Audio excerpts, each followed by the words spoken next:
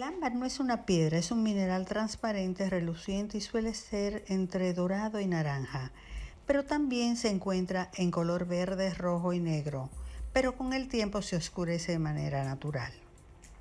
Si se pone en contacto directo con el fuego, se enciende de inmediato y su dureza es similar al oro y la plata, aunque menos duro que el hierro y otros minerales. Por esta razón, los talleres utilizan las sierras de bardas. El ámbar de República Dominicana se originaba en Himenea, una especie extinta de árboles tropicales de hojas anchas de la familia de las leguminosas, cuyo pariente más cercano todavía se encuentra en el este de África.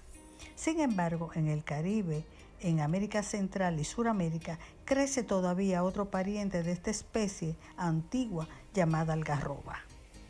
El ámbar de República Dominicana es renombrado por la diversidad de las inclusiones que contiene giambarinos. Científicos y colectores lo valoran igualmente por los 3 tesoros raros, que son los escorpiones, los lagartos y las ranas. Probablemente de 30 a 40 escorpiones, 10 a 20 lagartos y 8 a 9 ranas se han encontrado a nivel mundial. Otra particularidad del ámbar dominicano es que tiende a presentarse en numerosos colores, muy brillantes y con una variedad de tonalidades muy hermosas. Varios factores influyeron en la determinación del color de cada piedra. Algunos posibles factores son el tipo de árbol productor de la resina, la composición de la resina, su tiempo y condiciones de fosilización, la presencia de elementos naturales, tanto orgánicos o inorgánicos, los diferentes niveles de temperatura y presión existentes en los estratos ambaríficos. El ámbar está compuesto principalmente por carbono, hidrógeno y oxígeno. Se trata de la resina fosilizada de árboles que crecieron hace millones de años. Se forma de una resina vegetal residual de algunos árboles que existieron hace 25 a 40 millones de años y que con el tiempo sufrió un proceso de fosilización, formando masas irregulares y extensas dentro de los estratos de arenisca y pizarras arcillosas de la edad terciaria. Los árboles producían la resina como una protección contra enfermedades e infestaciones de insectos. Cuando la corteza de un árbol era herida debido a rotura o a un ataque de escarabajos de madera u otros insectos o por otras razones. Por esta razón suele contener insectos y plantas perfectamente conservados que quedaron atrapados en la pegajosa resina antes de su fosilización. Después de exudar al exterior, la resina se endurecía en sedimentos húmedos tal como la arcilla y arena que se formaban en el fondo de las lagunas y deltas de ríos y se conservaba en la costa de la tierra por milenios. En Europa, el ámbar se forma a partir de la resina del Pinus succinifera, en tanto que en América proviene de la leguminosa Hymenaea courbaril, conocida en Chiapas, México como guapinol y en Nicaragua y República Dominicana como algarrobo, perteneciente del periodo geológico terciario.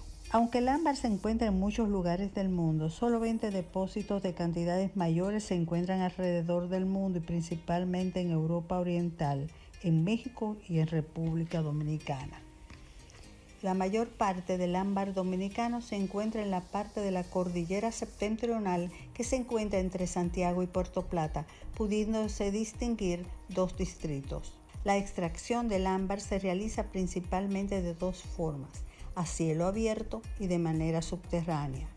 Las minas son túneles de tiro y están abiertas en escarpadas laderas.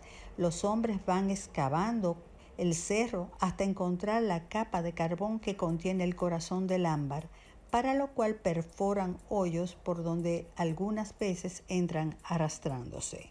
La historia y las creencias y usos antiguos del ámbar dice que la piedra más antigua del ámbar descubierta por el hombre fue en el área de Ganover, en Germania. Esto ocurrió hace aproximadamente 30.000 años. Desde la antigüedad ha sido un material muy apreciado.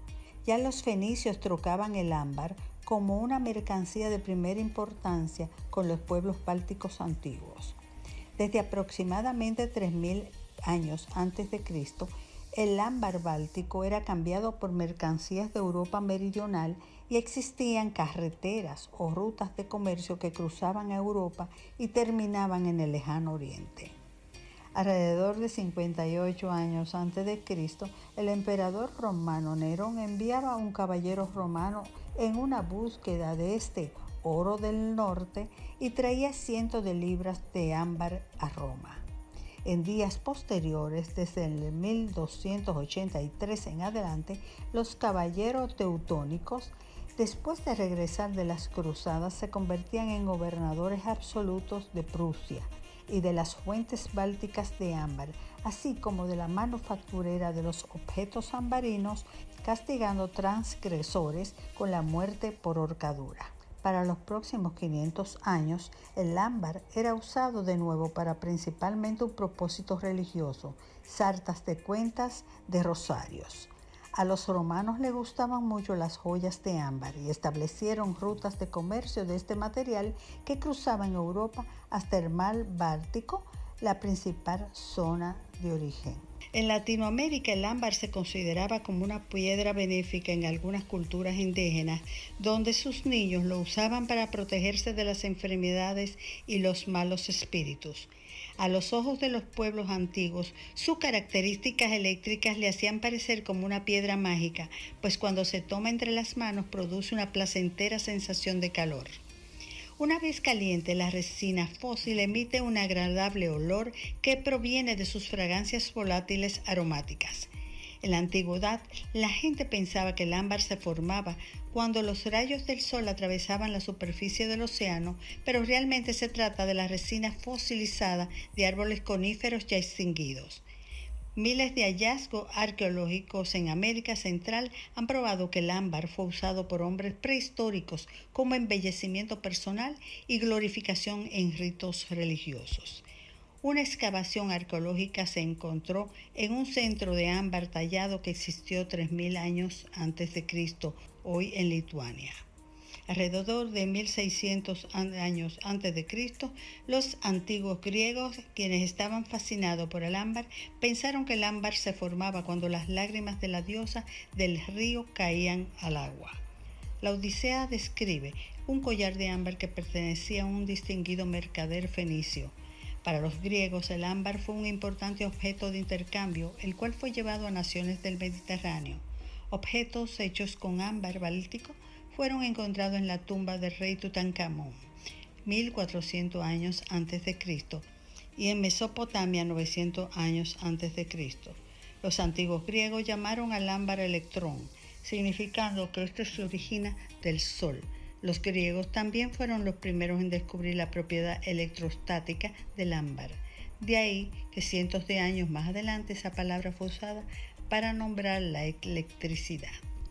Dentro de sus propiedades está, a través de la historia, la gente ha creído que el ámbar tiene propiedades curativas. Los alquimistas egipcios le atribuían un valor religioso y médico. Sus propiedades más destacadas son: medicinalmente revitalizaría el organismo, así como el órgano del cuerpo sobre el que se coloque, mejorando notablemente su función. Favorece la virilidad y la fecundidad. En forma de collar, ofrece excelentes resultados contra el bocio, las paperas, todo tipo de enfermedades de los oídos y la garganta, especialmente el asma y la tosferina. Por esto se es común ponerle collares de ámbar a los bebés y niños. Amplifica extraordinariamente la energía de las formas de pensamiento y de las omisiones mentales. Preserva de las pérdidas por fuego o agua.